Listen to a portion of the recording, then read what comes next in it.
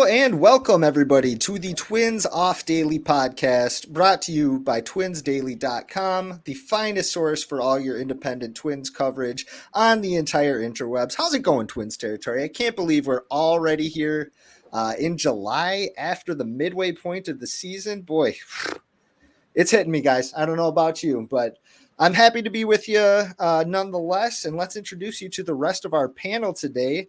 Mr. Gregory T. Masterson, Greggs and Ham. What's going on, brother?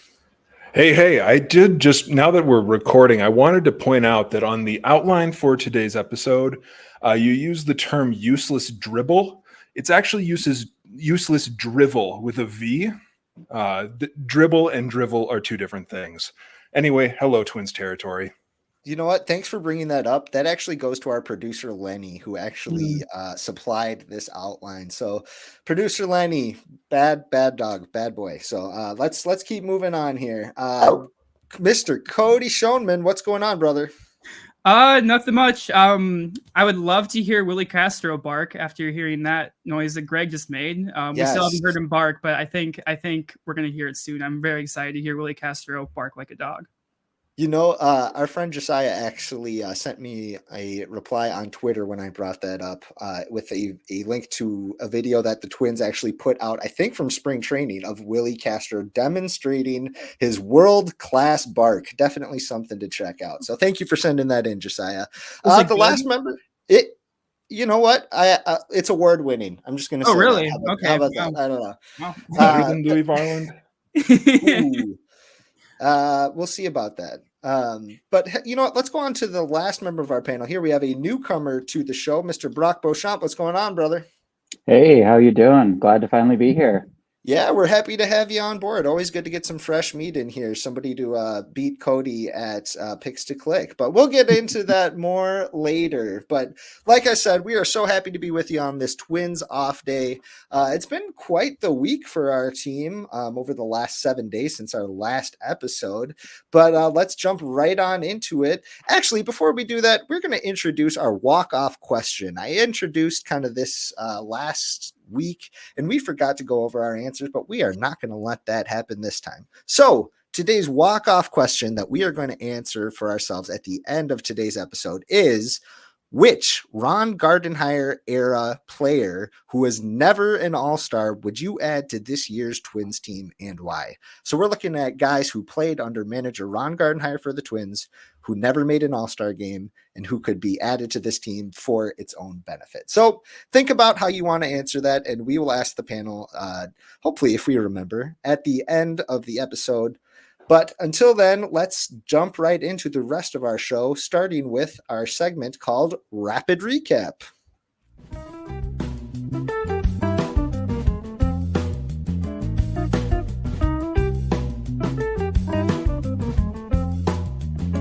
Okay, so like I said, the Twins had a pretty solid week overall over the last 7 days. They went 2-1 in Arizona against the Diamondbacks, the reigning National League champion Diamondbacks, mind you. And they went 2-1 in Seattle, which just culminated today in kind of a back and forth effort with a pretty exciting ending. So let's talk about it. Let's talk about who's hot, who's not, what caught our eye, what's concerning us, and everything in between. Let's start with you, Mr. Cody. What do you think? What are some of your initial impressions from the last 2 series that the Twins have played? Yeah. So this is like a broader analysis. But so as June nears an end, I think when this comes out, it'll actually be July. The Twins' offense has been incredible this month. So really rapid recap. In the month of June, they were 3rd in Major League Baseball in runs, 5th in home runs, including a 19-game home run streak, which I think is a franchise record. It happened yesterday on Larnach's home run. They have the second lowest strikeout rate. They have the 3rd highest WRC plus, and they have the 3rd most F4 in baseball, along with a lot of other stats. They're usually top 3 to top 5 in everything. So last week I talked about their offense, but in this week I'm talking about it again because it's just been so good. I mean, I don't mean to be a broken record, but their offense has been incredible. And then I think one of the top contributors to the offense playing so well is Jose Miranda. And he was great again during these 2 series, whether it be contact or power. He's just really producing at the plate.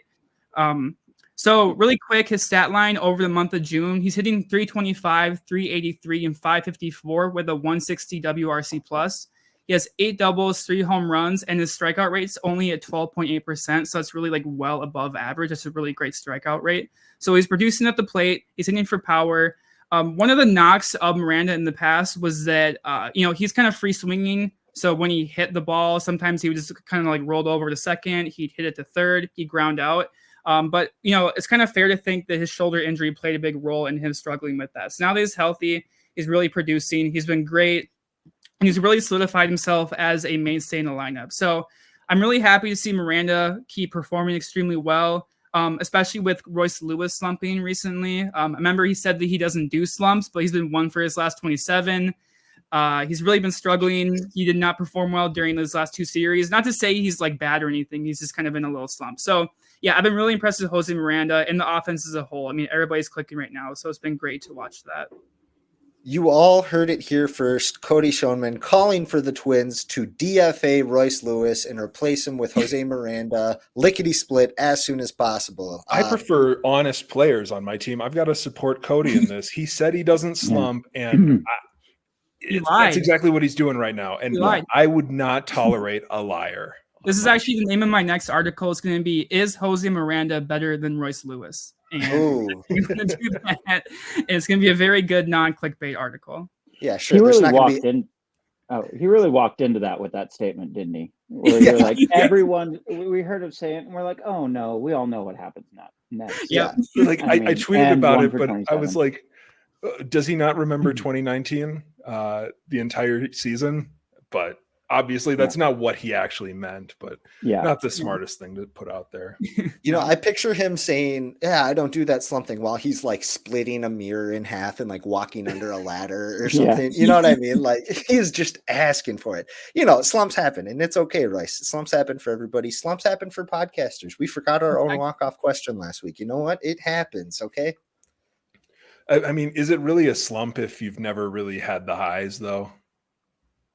I don't know what you're talking about, Greg. I've been soaring high for weeks you're now. You're just always in the basement, Ooh. Tell that to the charts in Turkey, my friend. All right. Yeah, we're in a big slump right now. I don't think we're gonna get out of it. I say, if you are the person who is in Turkey listening to our podcast, please reach out to us somehow. We would love to know why. Yeah, and we would also love free hair plug surgery too. So, I would gladly take that. Anybody in Turkey.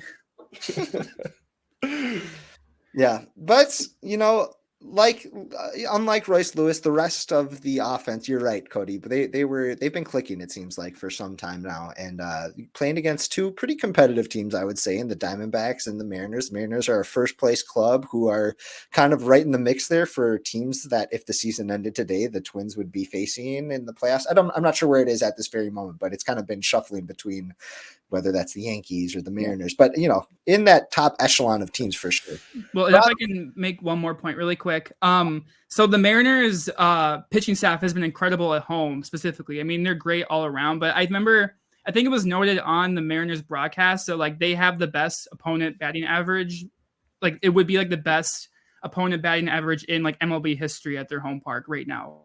Like their starting pitching staff. So they've been great. And the Twins were able to hit them too. So their offense is just on fire right now. Yeah, totally. Brock, how about you? Anything standing out to you in terms of the Twins these last couple series? Yeah, it's really Jose Miranda and the fact that Carlos Correa just keeps doing what he's doing. I mean, when they re-signed Correa, ignoring what happened last year with plantar fasciitis, I was like, okay, if you can get 4 wins out of him in a season, that's a big win, right? Yeah. And he's on pace. He might, if he keeps doing what he's doing now, he's a 6-win player, which is, I mean, that's peak Carlos Correa.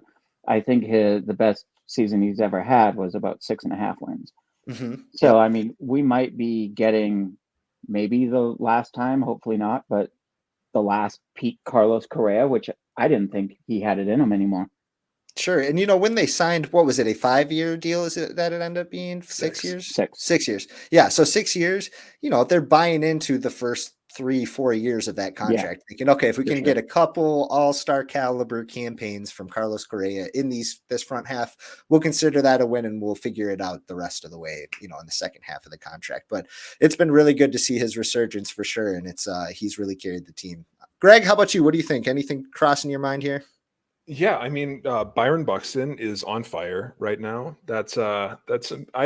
I like to look up, their stats since the last time that we met. And when we only meet once a week, or if we meet as frequently as once a week, I should say, that's usually only a handful of games. And so I'm looking at Byron Buxton's line over the last week, and he has a WRC plus of 417, which is like, what? Sounds 3 good. times That's impressive. The average player.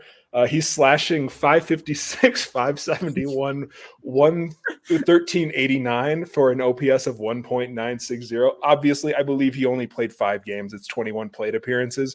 But when you've got like this instant offense in a box that you do when you have Byron Buxton firing on all cylinders, it's awesome to watch. And he's been great in the field, except for, the whole losing it in the sun thing today or yesterday. I was going to say, the only thing that can stop Buxton right now is the sun. I mean, and the sun is undefeated. Yeah. Nobody's ever beaten the sun. If we Buxton want to vampire confirmed. So I wanted to give a shout out to that. I do want to say I'm not really a big proving test or measuring stick game person. I don't really take winning 2 out of 3 against the Mariners as some big award. But I will say that the Mariners are on track to be a playoff team. They are number 1 in the AL West. And if you're curious about how, your top starting pitchers are going to be doing against an MLB playoff offense, you saw that these last couple days with Lopez and Ryan. Both of them had their kind of struggles, if you will.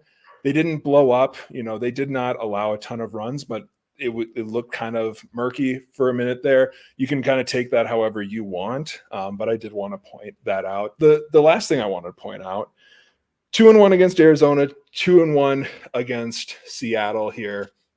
I went back and looked, and I know this is going back further than this last week, but since the beginning of May, the Twins have gone 13-5 in series. So they've won 13 series, lost 5 series. That's an awesome kind of track to be on. You're not going to win every single game. That came at the end. We started like toward the end of their 12-game winning streak. So that's a great place to be, a great pace to be making. When you're 13-5 over your last 18 series, you're doing something right, and you should be kind of cementing yourself as one of the better teams in the American League if you're doing that. Yeah, I think the biggest thing that we could have seen from their series against Seattle, both this one and the one I think they had in, end of April, early May they played them, is how well they matched up against some really top tier starting pitching. The Mariners probably have I would say maybe one of the 3 best rotations in the American League, if not in all of baseball, right? I'd say they have the best rotation in baseball. I agree. Top to bottom, they got studs there, and they're a really interesting team to play against for sure. And especially with a surging offense like the Twins have, it was a pretty entertaining series. So I was happy to see that. I was happy to see how they chalked up against them, and I'd like to see a little bit more. But let's go to the flip side of the coin here. Is there any, I don't want to say soft spot, but any area of the Twins game right now that is kind of causing you to pause a little bit, that is bringing you some concern? We've talked lately about some soft spots in the front end of the bullpen, stuff like that. But Cody, anything crossing your mind as far as, kind of areas of concern for the Twins right now? Yeah, I don't really have any major ones right now. I think the team is really rolling, but I would say the 2 that come to mind at first are the catching position. It's still just a little bit rough there lately.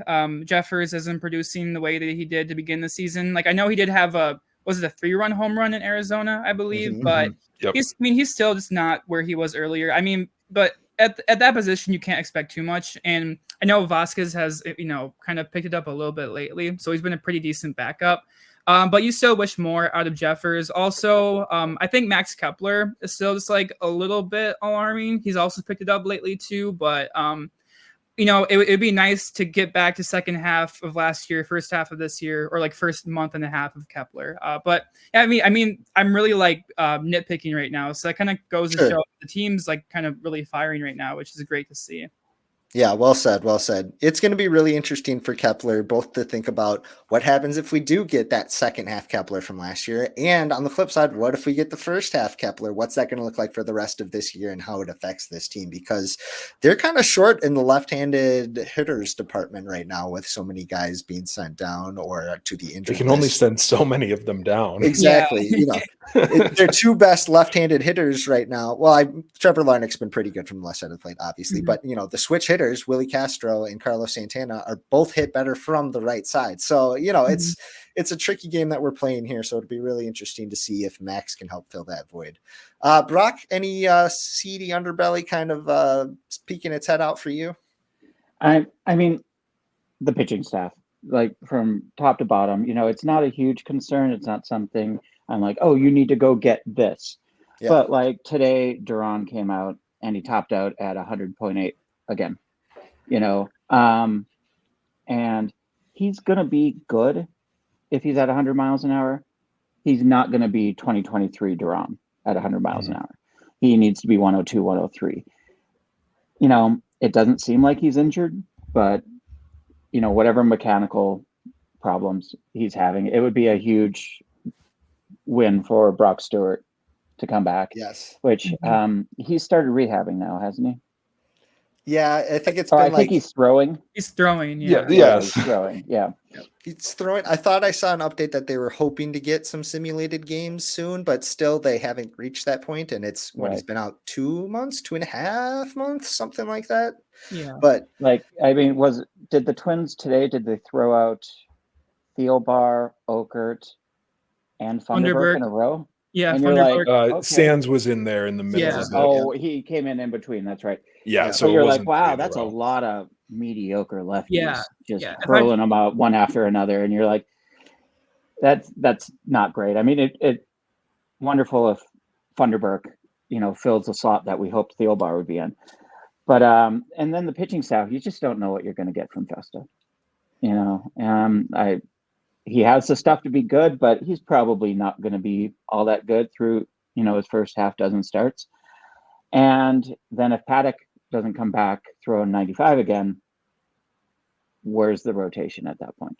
So, I'm confident in Joe Ryan, Ober, even Pablo. I think they're going to be fine. But after that, it gets dodgy pretty quick. Yeah. Are you forecasting any sort of dip for Simeon Woods Richardson at this point then? It sure feels like smoke and mirrors, but you know what?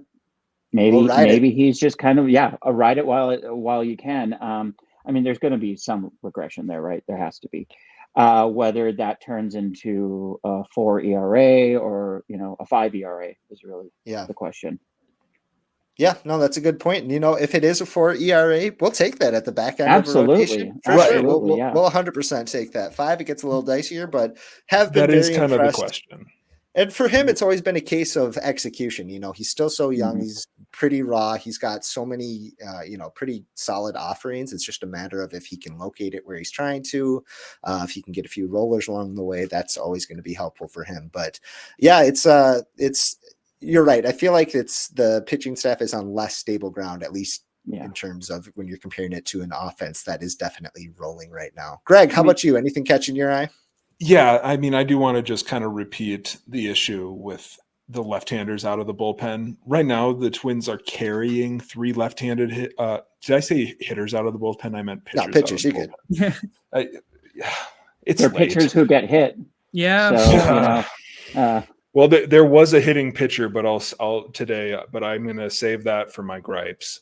But the fact that they have. I don't know. It's that classic college quarterback situation where if you've got 2 quarterbacks, you don't have one. When you've got 3 left-handed relievers, you probably don't have one that you're super confident in. That's a good point. And as you know, some of it is just, okay, who else would be up? Like Ronnie Henriquez right now, or Sure.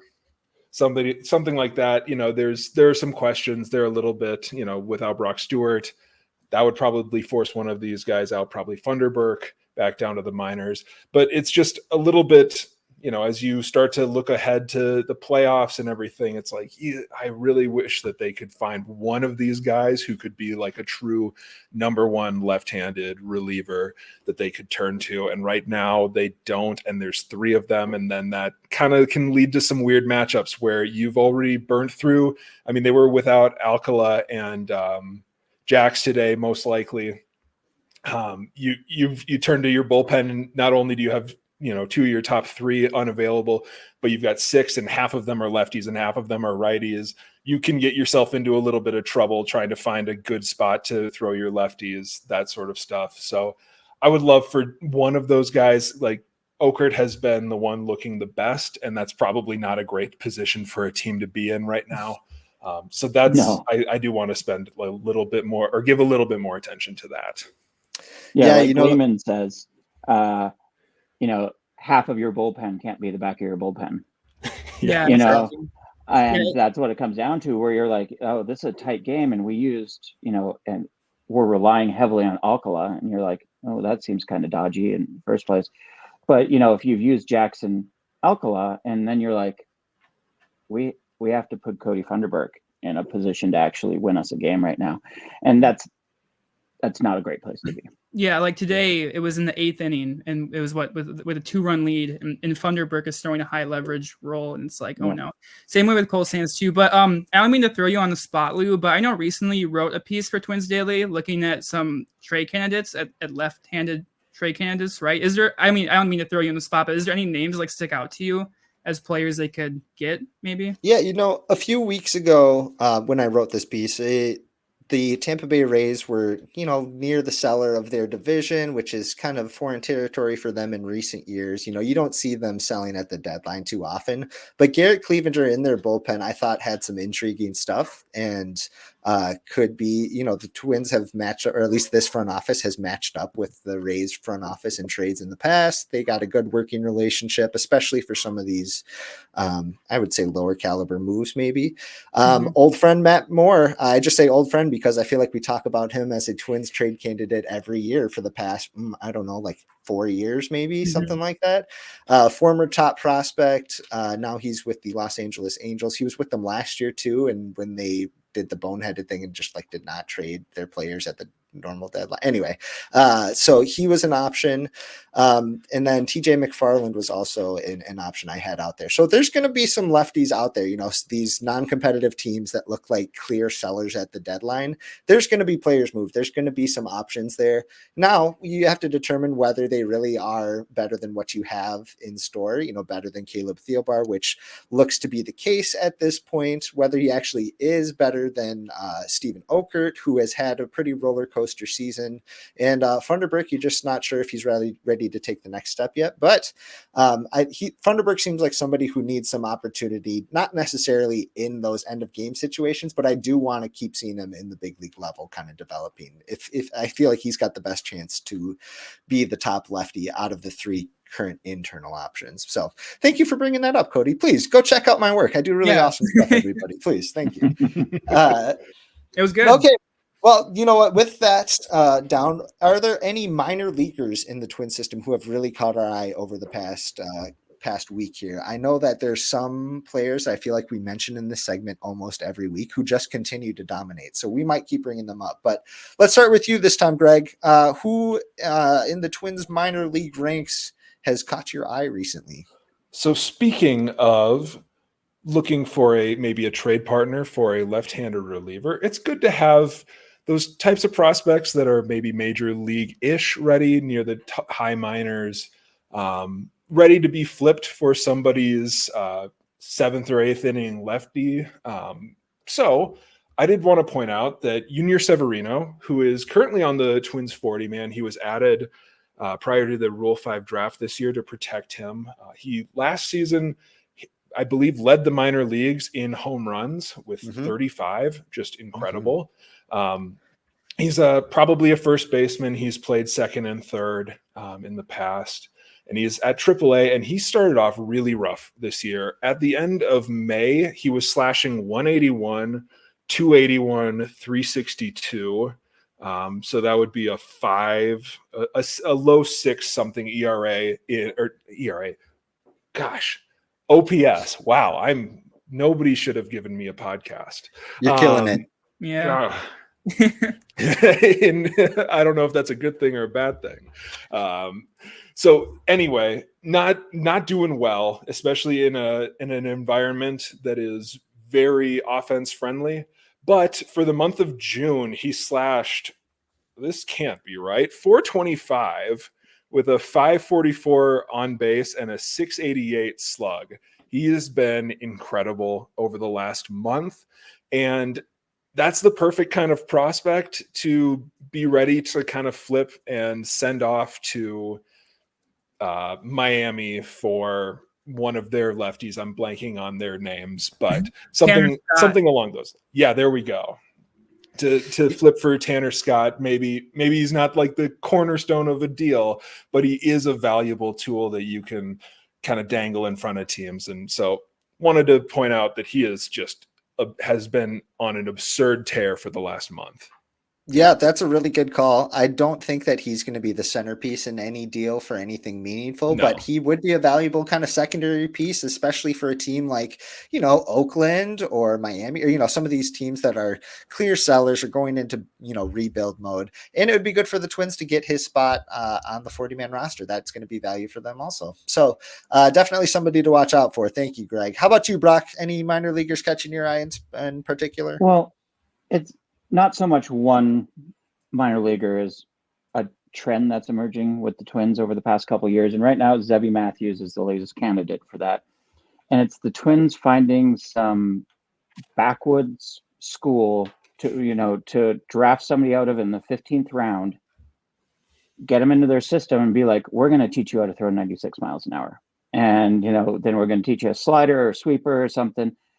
And, they did it with Louis Varland. They did it with Bailey Ober. Now Zebby Matthews is in AA, and I think he's up to like 98, 99 a lot of the time now.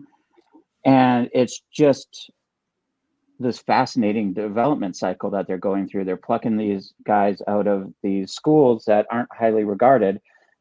They have a big frame. If they're, in Bailey Ober's case, a literal giant. And then teaching them how to throw really hard. And it's just fascinating to me that a team is able to do that so consistently. Yeah, no doubt. With Zebby Matthews, just talking to different prospect evaluators that I really trust. Twins Daily Zone, Jamie Cameron is promising that Zebby Matthews is going to be like a multi-time Cy Young winner. He might have the award named after him by the time his career is over by the high praise that he gets from Mr. Jamie Cameron. So, that's worth something. Zebby Matthews, he's really exciting. And you're right. That is a trend that the Twins have really established over the last few years of picking these kind of unheralded starting pitchers from maybe second tier, would you call them, pitching programs in college, maybe even third tier. I mean, some of them that's a lot nicer than backwoods, but yeah. Sure. But Louis Varland's from Concordia University. Yep. Yeah. Is that even second tier?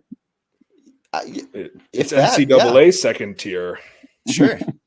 Literally. So that has become kind of their calling card, and I'm kind of curious how soon it's going to be before other organizations really start taking notice and start kind of coaching some of the decision makers from the Twins who are making this call and then helping in the development of these kind of, like we said, unheralded prospects from second tier programs. Cody, how about you? Any minor leaguers catching your eye? Yeah, to your earlier point, if I remember correctly, didn't Jamie say that Zebby's going to be the next Garrett Cole? Isn't that what he said? Greg? He promised it. He promised it. Yeah. Okay. So next Garrett Cole. That's really cool. I'm excited to have that. So otherwise, I'm going down the same path as Greg here, and I'm going to talk about Marco Raya. So, those tapped in with the Twins minor league system. We all know Marco Raya is a really promising starting pitcher, but the Twins kind of coddle him. like every start he makes, he usually goes 3-4 innings. He throws around 50 to 60 pitches, and then he's kind of just like they pull him, and that's like he's never really ever gone 6 or 7 innings, and like that's fine. It's the minors, but with the starting pitching prospect, you'd like to see him go longer eventually, right? So he's already 21, and this year he has a 4.75 ERA and a 1.46 WHIP, over 13 starts and 41 2/3 innings pitched. So kind of, down numbers a little bit, but over his last 4 starts, he's given up 2 or fewer runs. And that sounds good on the surface, but it's like, is that only in 3 innings? Is that in 4 innings? Like, it's kind of tough to read it. So, Twins evaluators and MLB evaluators have liked him for a long time. He's been a top 100 prospect, I think, maybe at times, but usually he's in the Twins' top prospects per pitching alongside Festa, alongside Charlie Soto, alongside Zebby now. But I wonder if he might become a trade piece this upcoming trade deadline. Like, a name that I kind of want to throw him out for is maybe the Blue Jays' Yusei Kikuchi. Maybe if Marco Raya could be used in a trade for someone like that, he wouldn't be like a headliner, I don't think, but he's a pretty valuable pitcher, and I think other teams do value him. So he's performed better in June. The Twins still have a very short leash on his starts, how long he can pitch, but I'm really interested to see how the Twins approach Raya going forward. For sure. I've got a question for the group. Marco Raya has 54 starts in his minor league career.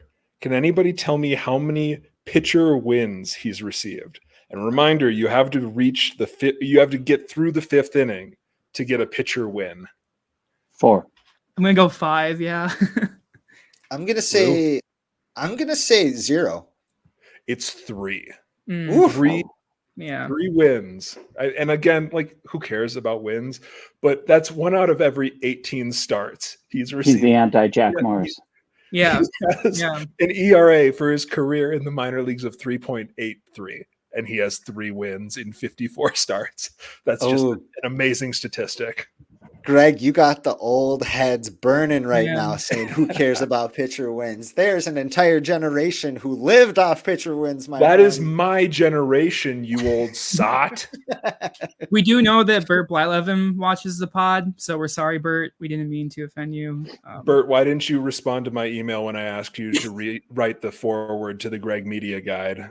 Since you're listening, I want an answer. I do not want to read that. Okay. Does anyone here think Bert Blyleven actually knows how to use YouTube? Oh, I mean, honestly. We'll see. We'll find out. We'll find them. That's for sure. No. Okay. Well, this was very fun. But let's move on to our big inning topic this week, which we are approaching kind of the all-star period of the season. Like I said, we just crossed the midway point, and all-star selections are going to start becoming a pretty big talking point across the league here. So I figured it'd be good for us to kind of get ahead of it and talk about which Twins do we think deserve to go to the All-Star game, and which do we predict will actually go? Because very rarely are those two ever in line due to the different rules for the rosters for the All-Star game. Every team needs to have at least one player, yada, yada, yada. So let's go around and we'll just talk about who we think really deserves to go and who we think will actually go from the team. So Gregg, let's start with you. Who do you think deserves to go and who do you think will actually go? I think that obviously, I don't know. We've got to start with Manuel Margot, I think. Yeah. But no, gosh, who deserves to go?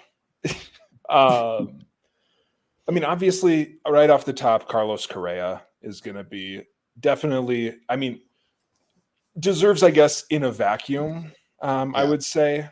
Like Brock mentioned, he's on his way to potentially a 6-WAR season. That's outclassing what you need to be an all-star. He's got an OPS plus of 150.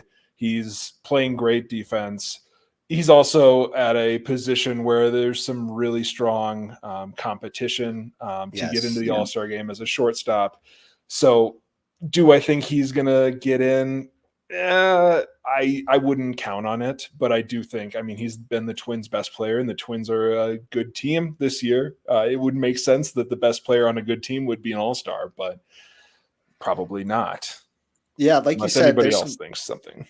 there's some pretty stiff competition, like you said, for American League shortstop, especially with the kind of write-in votes too, is going to complicate things. Gunnar Henderson is a lock to make the team. Obviously, I would put Seager up there too, although he just got hit in the hand with a pitch, right? So that might be problematic. I haven't heard any update there, but if he's out with an injury, that makes Correa's path a little clearer.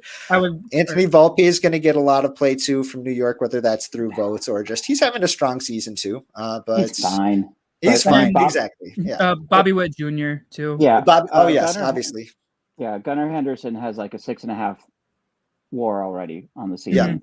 Yeah. And Bobby Witt Jr. is around 4.5 already. Yeah. They're absolute locks to. Yeah. If I had to rank it, it'd be Gunnar 1, Bobby 2, 3 Volpe, and then 4 Correa. So it's gonna be a hard path. Sure. And if you play for the New York Yankees and you're having even like a halfway decent season, you got to be one of the favorites if you're checking. Unless you're A-Rod. Yeah. Right. All right. Yeah. So I do. Can I double up and also just throw out Willie Castro as? Yeah. So if we're saying Carlos Correa is on track to have a 6 WAR, I don't know if people have been paying attention, but per Fangraphs, so is Willie Castro. And I know WAR isn't the end-all be-all, but Willie Castro is batting 30% above league average. He's playing good defense at 5 different positions. It seems unfathomable that this is the spot we're in, but there's a legit case if there was like a utility spot on the All-Star roster, which I mean, there's now a utility Gold Glove and a utility Silver Slugger. There should be a utility spot in All-Star voting if we're going to do that. Willie Castro is a name that probably deserves if there was that role. Well, especially in the modern game. Won't. Yeah. I mean, the modern game, it's so reliant on the 10th man. And the thing about Willie Castro, it's so damn impressive, is his versatility isn't only unappreciated by WAR, he's actually penalized a little bit for it because they're sticking him out there in left field. So, he's a fine left fielder and whatnot, but his offensive production, relative to WAR is going to take a hit when he's, playing left field on a regular basis. Whereas, if he had a full-time role, he could be a center fielder or a second baseman, and that defensive value is going to go way up for him. Sure. Isn't it so funny to think that this was kind of what the Twins envisioned when they signed Marwin Gonzalez back in 2018 or something? This is what they thought they were going to get. And instead, a few years later, they signed Willie Castro to a minor league deal, and he's doing it far better than Marwin ever did, even in Houston, I want to say. So it's he's way better. It's interesting. He's more likable too. Come on, let's be honest. Yeah. Willie, he's been really fun to watch, and that's been a huge boon for this team. And he's a player who seems tailor-made to play under Rocco Baldelli, or a team that's managed by Rocco, who loves to, in-game moves. He likes to mix and match. He likes to platoon. A switch hitter who plays everywhere. That's perfect. He's a Rocco enabler, if you will. Yes. Oh yes, trademark Rocco enabler. Okay, well, let's see. Brock, do we touch you yet here? Anybody else you think is deserving of an all-star nod, or who do you think will actually make the team? The two that I thought of as deserving were Castro and Correa, and I think there's a good chance neither of them makes it. I think there's almost no chance that Castro does, because the all-star game just never recognizes guys who don't play a position. That's just, it's a huge ding against him. Did Zobrist ever have a all-star appearance? Yeah, he did. Zobrist did make. I'm pretty positive, but besides that, you'd be stretched to find somebody in that role for sure. And Zobrist was just an absolute monster a couple years, and I know he did not play. There were a few years where he mainly played one position, but anyway, let's see. Who do I think probably makes it? I mean, while you're thinking, producer Lenny just sent in on the ticker tape. Yeah, Zobrist was a 3-time All-Star, 2009, 2013, and 2016. And I believe he was in the Ben Zobrist role at all points during that stretch. Wow. Okay, cool. Yeah, cool. Good to know. Thank you, Lenny. Good boy. And, Griffin Jacks, he's not a closer, even though he's just been incredible this year. He probably deserves to go. I think Joe Ryan ultimately probably is the Twins nominee just because who else? Yeah. I mean, most of their guys haven't played enough, or they've played multiple positions, or they have these other reasons that they're not going to make it. So I suspect it'll be Joe Ryan, and that's it. Okay, that's an interesting name to keep track of for sure. He pegs me as somebody who I don't think would be the Twins' initial selection, but might make the team after, one of the other All-Stars are pegged to start on the Sunday before, which means they sit out the Sure. game and they have somebody else named in their place. Or if there's an injury, or something, he pegs me as kind of that second tier of starter. Unless maybe he comes out and he shoves and he strikes out 10 guys a game as he did on Sunday here. He has a real heater over the next few weeks, and his ERA is under 3 at that point. He's striking out a bunch of guys and really making a name for himself. I could see that maybe. But Cody, what do you think? Anybody else that we haven't mentioned yet? Yeah. So first base is interesting too. Right now the leaders in the AL are Vlad Jr. and Ryan Mountcastle. I mean, Carlos Santana isn't that far behind those guys. I mean, realistically, right?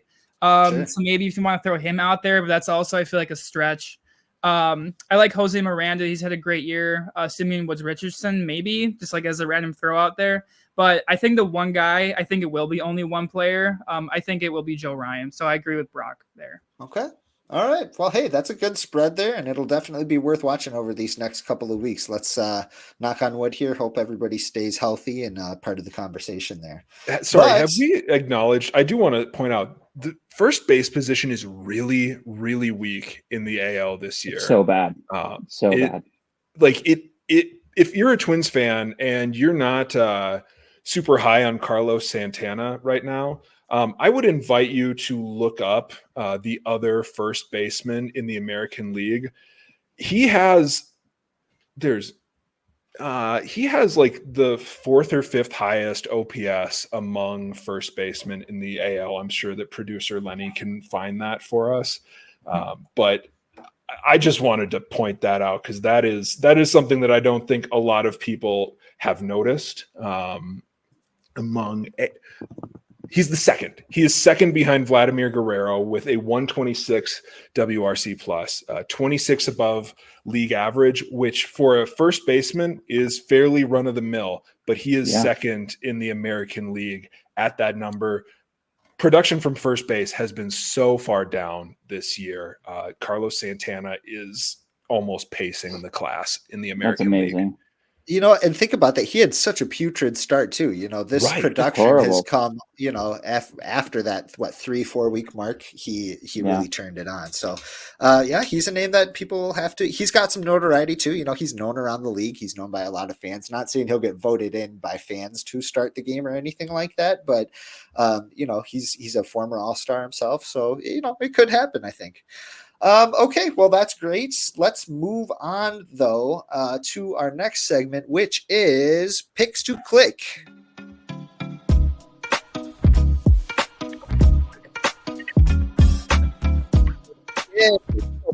Here to explain Picks to Click. It's our weekly segment where we pick a different category each week, or each episode, I should say, and then we track that category until the next episode. So last week, what we were keeping track of, or what we were trying to predict, were the most games as a designated hitter since our last episode, which was just 6 games ago. But we're going to go with it anyway.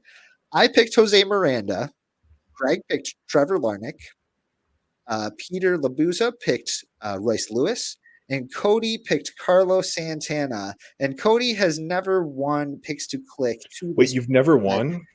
Cody has never won. Not a won. single game. Guess what, Greg? I did not win this week. I actually got last place this week again. So Cody, literally everybody else won. Literally everybody else won this week. I got except 0 for Cody. Yeah. So but Cody, he doesn't do that slump thing, so you just gotta trust him at his word. So that leads us to our all-time standings. I'm at the top of the leaderboard with 5 points. Gregg has 4. Peter has 1. Sherry has 1. Matt Braun has 1. And then Nick Nelson, Theo Tollefson, Melissa Berman, and Cody Showman are each sitting at 0. So for next week, we are going to try and pick We're going to try to pick the highest slugging percentage for hitters between now and our next show, which will be July 11th. So that's 9 games from now, I believe, if my math is correct. We're trying to guess who has the highest slugging percentage on the Twins. Let's start with you, Cody. What do you got for us? Who are you going to give the kiss of death to this week? So, I like to go out on limbs, and it never works out real for well. me. It never works out for me. So first pick, I should go with like Royce Lewis, but I'm not. I'm gonna go out on a limb again since that's the whole bit now. I think Ryan Jeffers, that's gonna be my pick. I think he might turn it around. I like to be optimistic, but I'm preparing for another loss. But I will go with Ryan Jeffers. All right. So I'm expecting like a notification any minute now. That's like Ryan Jeffers out for the next 9 games. Ryan Jeffers, option to AAA St. Paul. Yeah. All right, Brock, who do you got? Who do you think is going to have the highest slugging percentage between now and the next episode? Yeah, I'm torn between a righty and a lefty, and it's probably a bad idea to take a lefty because they just sit more often. But I'm going to do it anyway. So I'm going to take Trevor Larnach. Okay. I have really liked what I've seen from Larnach recently, and I think he's really established himself in a really good role for this team. So that's a fun pick. I'm going to root for that one. Gregg, what do you think? Who are you picking? Well, can I say the H word on here? Which H word are we talking, buddy? Well, he's hot as hell right now. So it's really hard to say no to Byron Buxton. I'm gonna ride the hot hand. I think usually when Buxton gets into these otherworldly things, they're good for at least 3 weeks. And we're about a week and a half in. So I'm gonna hope that for the next week and a half, he continues to ride that hot streak. I'm gonna go with Byron Buxton. That's a good pick. That's what I was hoping would slip down to me. Instead, I'm gonna stick with Jose Miranda. I'm gonna go with the young gun who is really kind of reestablishing himself here with some good pop, a lot of doubles, a lot of well hit line drives here. So I'm gonna go with Jose Miranda, and I can't wait to count my picks in front of Cody next week. But let's move on to our next segment, which I know everybody's been waiting for. It's another edition of Gregory's Gripes.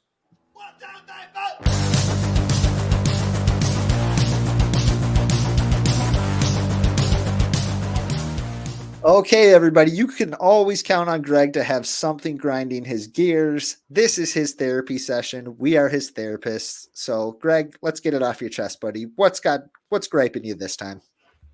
So on Sunday, the Twins faced the Mariners, and they started old friend Mitch Garver at catcher for, I believe, only the 8th or 9th time this year. And then they started their catcher, Cal Raleigh, at DH. Garver got hit and had to come out of the game. And so Ron Gardenhire's worst nightmare happened. He had to take the catcher out of the DH spot and move him into catcher, and he lost the DH for the rest of the game because Seattle's just not smart enough to carry 7 catchers like Gardy would have wanted. And so we got to witness Luis Castillo take an at-bat. And Luis Castillo is a former National League pitcher. He, I believe, has like 200 plate appearances to his name at this point. But because I don't know, Satan himself decided to remove the pitcher's hitting rule and make it universal DH. Luis Castillo hasn't batted in years now. And so what did he do when he walked up? There was a man on second, nobody out, and Luis Castillo watched 3 fastballs right down the gut from Joe Ryan, turned around and left the field. Didn't even try to bunt. This is just an atrocity against what baseball is. As my hero Bert Blyleven used to say, pitchers are the best athlete on the field. And so they should be counted on when the moment comes to go out there and swing the bat, lay a bunt down. I mean, little leaguers can lay bunts down, and we can't trust Luis Castillo to go out there and do that. I just think it's ridiculous. And people are saying, it's because they haven't practiced hitting because they don't have to. Okay, and that's a problem. I mean, why don't they at least practice putting bunts down just in case. I tweeted it out today, but this is why I have a bunker under my house in case of a nuclear fallout.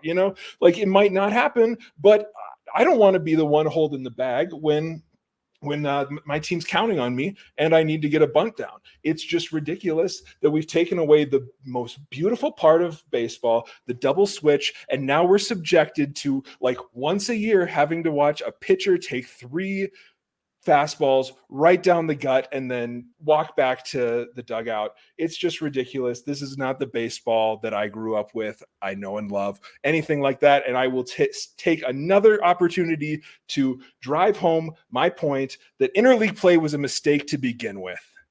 Oh God, I'm terrified thinking about the bunker that's underneath Gregory's house and what can be found in that bunker, including a shrine to his personal hero, Bert Blyleven.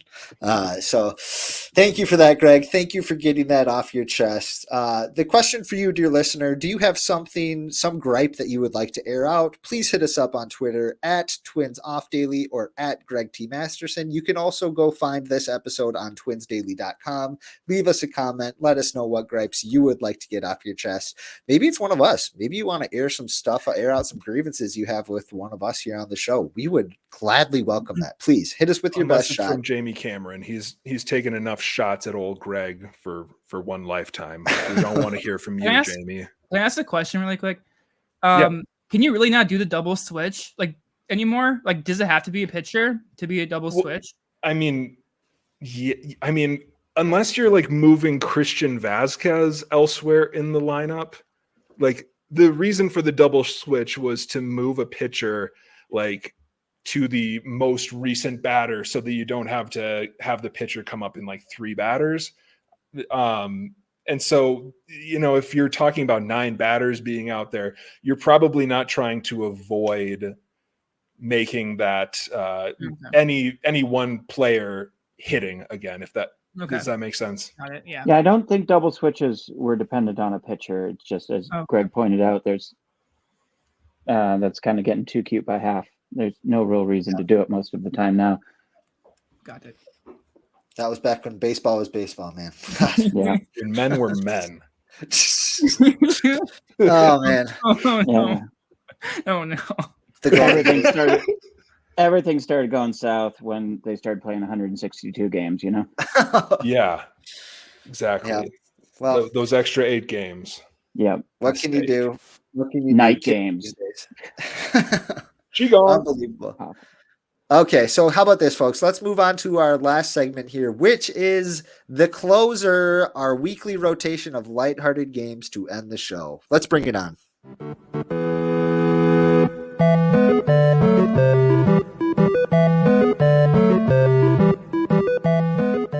So for this week's edition of The Closer, we are going to play Stump the Shown. And this week's edition of Stump the Shown is sponsored by novelty bat-shaped plastic beer cups at the ballpark. Hey, do you want to get a smaller beer than a typical cup? Do you want to hold it for the rest of the game because it doesn't fit in a cup holder? Oh, and would you prefer to pay a little bit extra for something that is going to end up in your junk drawer? Try a novelty plastic bat-shaped beer cup. You will lose it almost immediately. All right, Cody, what do you got? Okay, so this is Stump the Shown. It's in honor of Stump the Schwab, which was a show that was on ESPN a while ago. First, rest in peace, Howie Schwab. He was, the main person, and Stuart Scott was on it too, so rest in peace to him as well. So basically the idea is that I come up with the category, and then I know the answers to the question, and then I will present the category, and then you will go around naming correct answers to it, and then say the first person to get it wrong, they will get kicked out, and then so the final 2 people will go back and forth, and they will have to name players or name different places or whatever, and then the eventual person to answer it incorrectly will be out, and then the person who doesn't answer incorrectly at all is the winner. It's kind of hard to explain, but so I will have access to the answers. I will also be part of it. So like, for example, if I were to say name players who hit home runs for the Twins this year, say Lou said Carlos Correa, Gregg said Royce Lewis, and then Brock said Josh Donaldson, he'd be out, right? So that's kind of the main idea. Okay, so this year's category, not, oh my God. This episode's category is Twins first round picks since 2010. Oh boy. Okay, does this includes like comp picks? Yeah. Oh geez. Okay. So I can start off. I'll give you, let's go 10 more seconds to think about first round picks since 2010. Please don't Google. Would never dream of it. Yeah. I'm gonna have to control F on this one, so give me some grace when you give the answers. There's a lot of names. Okay. So I will start, and then we'll go Lou, and then Gregg, and then Brock, and then back to me. Okay. So the first answer, I will go with Chase Petty. Ooh, good one. Okay, me next. Yep. I am going to go with Byron Buxton. Yeah, Buxton is correct. Gregg? Walker Jenkins. Yep, Jenkins. Brock? The unforgettable Tyler J. Ooh. Tyler J. That was 2015. Okay. Nick Gordon. G Cinco. Yes, of course. I'll go with Brooks Lee. Brooks Lee. Yep. Gregg? Oh no, I lost it. Jose Barrios. Yes, he was 2012. Ooh. Nick Gordon. Did you already I say said Nick Gordon? Nick Gordon, so that Okay. So you're out. you can't. I'm out. Double. Oh, okay.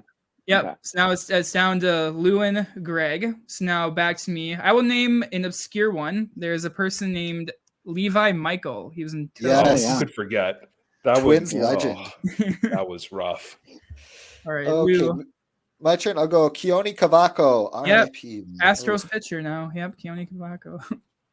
Gregg. That's it. Wow.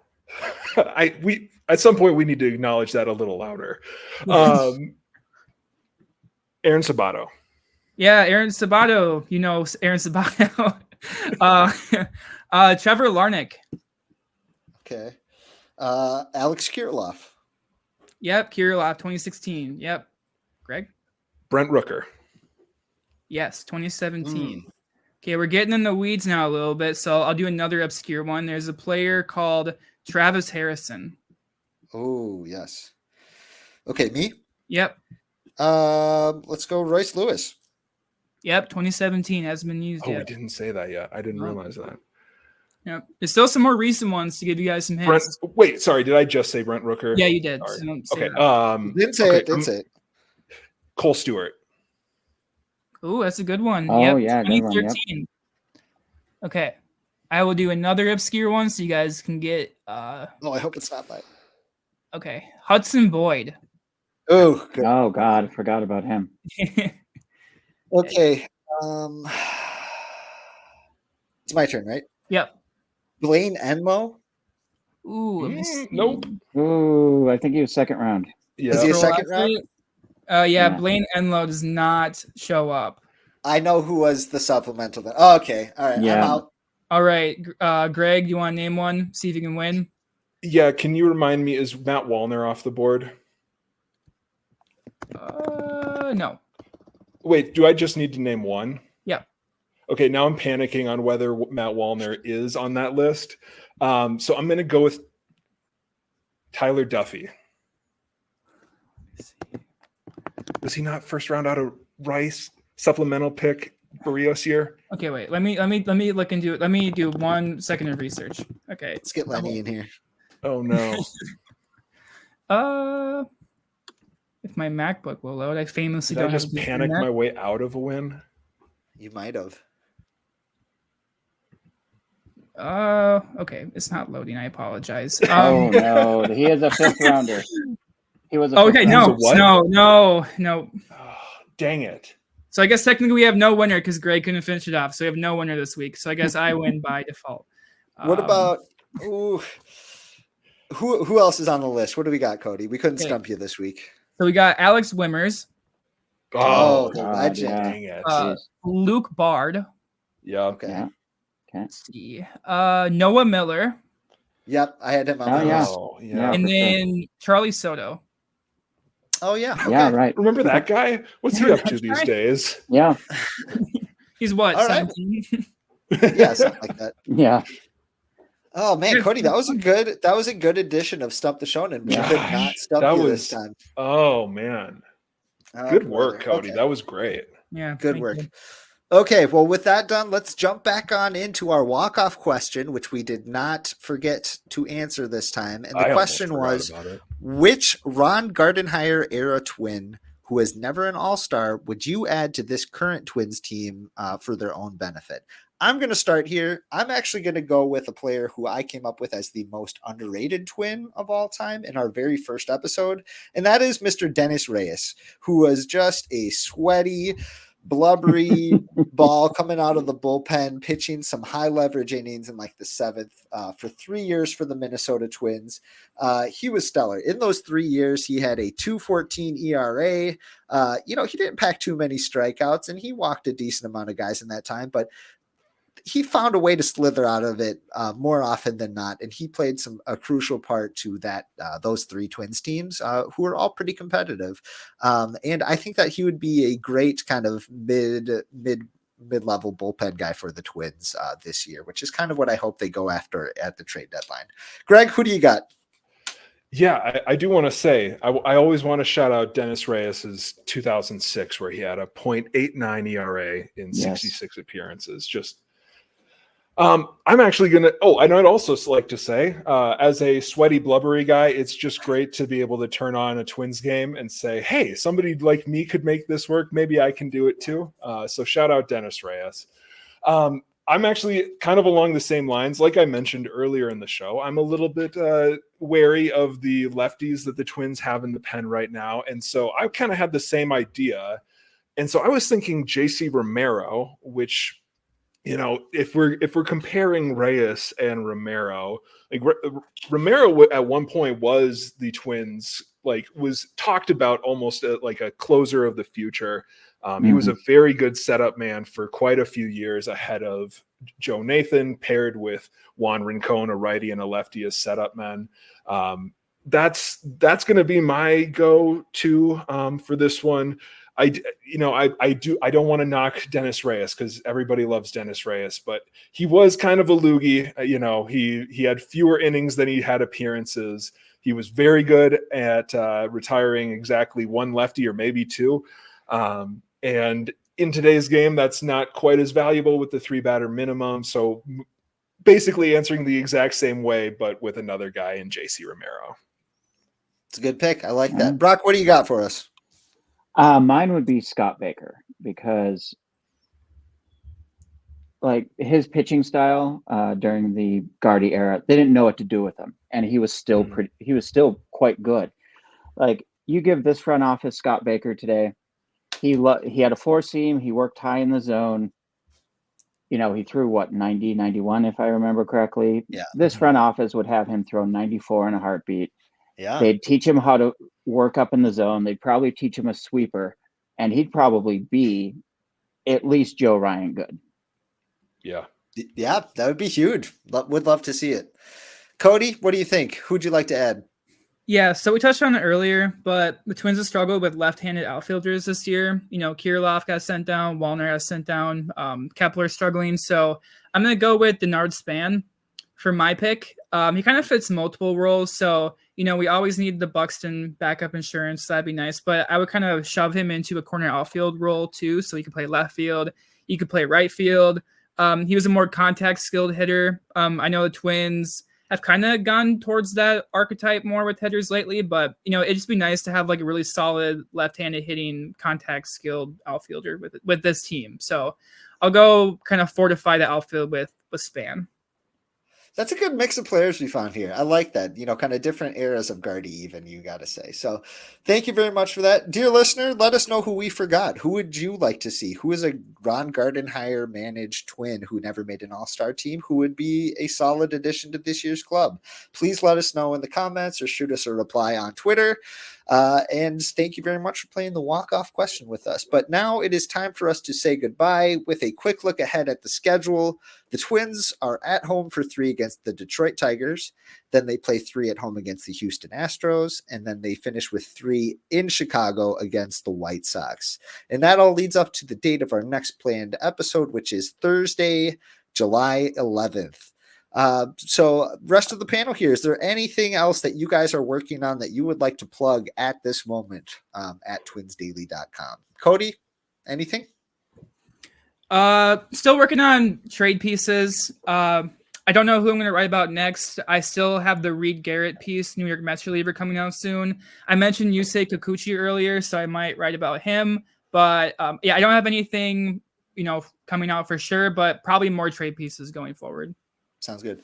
Brock, any sort of story that you're really looking forward to reading on Twins Daily in the next couple of weeks here? Any sort of style of piece that you like to see at this time of year, this part of the season? Yeah, we're kind of in a weird part of the year where, we did a lot of the preliminary trade stuff, during the second half of June, but now we're just kind of playing the waiting game. So we're going to be bringing on some new caretaker writers. We're starting to get some people from Fangraphs and BP and whatnot to come in and write for us. So keep an eye out for that when it appears on Twins Daily, hopefully later this week. And I'm just kind of curious, excited to see that part of the site gain traction again. That'll be excellent. That'll be really fun to keep an eye on. That's for sure. Gregg, anything you got that you're working on that we can waste our time with or whatever?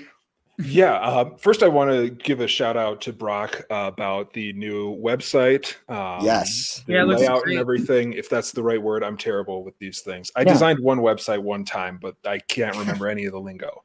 It looks great. Blyleven tribute page.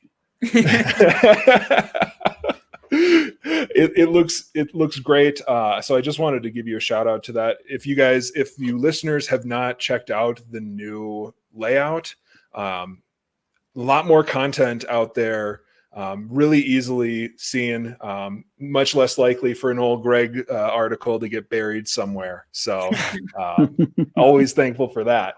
I just submitted a couple of stories last night. One is the kind of trade retrospective piece that I talked about last week, kind of breaking down the 8 trade deadline buys in Derek Falvey Twins history.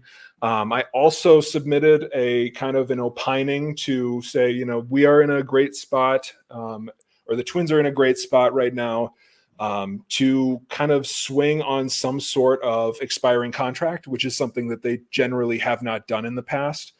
They've actually only, I believe, acquired 8 expiring contracts in Derek Falvey's years. They tend to go for guys who have at least another season left, whether that's like Tyler Mahle or Kenta Maeda. But given kind of where the team is right now and their payroll heading into next year and what probably is not going to be a huge budget, it might make a lot more sense to get an expiring contract that they don't have to worry about for next year. And then the last one I'm working on is a kind of an opinion piece that the Twins don't really need to find another right-handed setup man, given where they are right now and who they have like in the minor leagues and who, Brock Stewart and guys coming back from injury.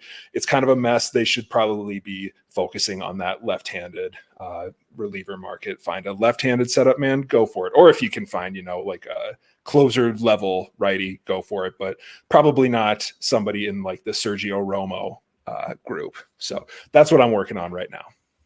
Sounds good, man. That sounds like an awful lot. That sounds like a full plate, and we're excited to grab us a bite of that. So thank you very much for that.